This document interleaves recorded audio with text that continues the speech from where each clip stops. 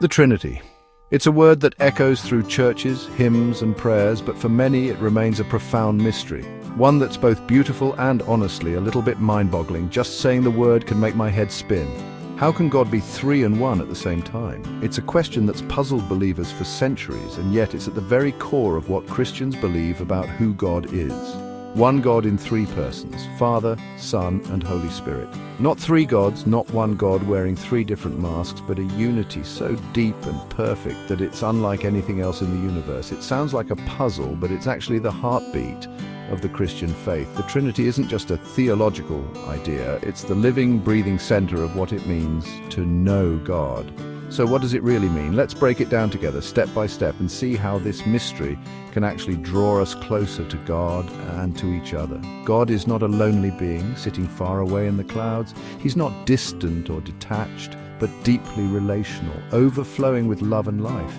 From all eternity, God has always been love, not just loving, but love itself. An endless self-giving relationship that has no beginning and no end. Love has to have someone to love, right? Real love can't exist in isolation. That's why even before anything was created, God was already a community of love. So, in the mystery of God's life, the Father loves the Son. This isn't just a metaphor, it's a living, eternal relationship full of joy and delight.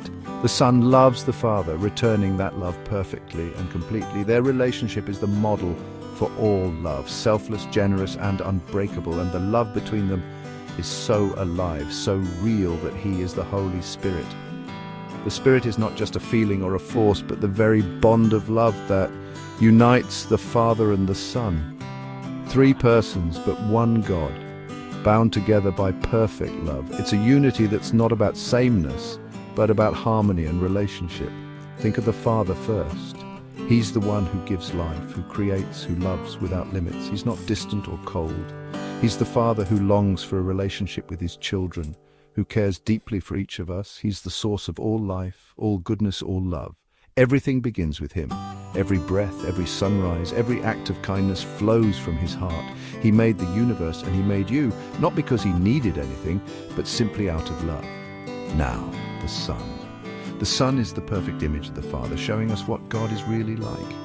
He's not just a hero in a story, He's fully God and fully human. Jesus steps into our world, sharing our joys and our struggles. Jesus shows us exactly what God's heart is like. Through His words, His actions, and His sacrifice, we see the depth of God's love for us. He came into our world, lived with us, suffered for us, and rose again. He bridges the gap between heaven and earth, making it possible for us to know God personally. Why?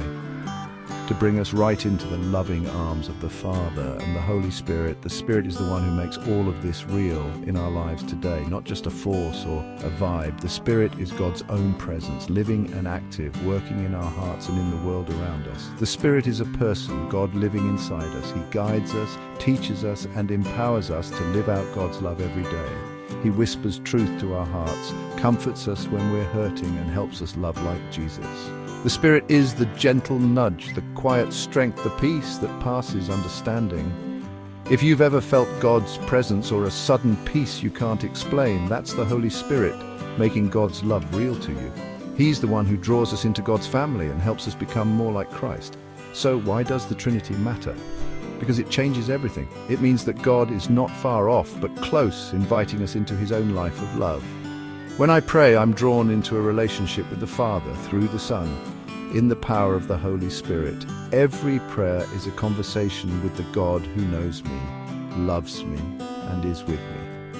I'm invited into this circle of love that has always existed, and I get to share it with others. And the Trinity shows us that we're made for relationship, for community, for love that goes beyond ourselves.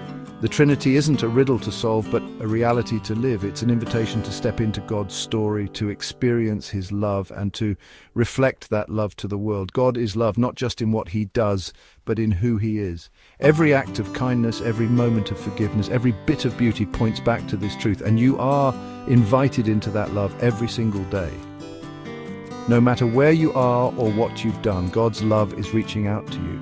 So next time you pray, remember you are loved by the Father, saved by the Son, and filled with the Spirit. You are never alone because God's love surrounds you now and forever. One God, three persons forever loving you.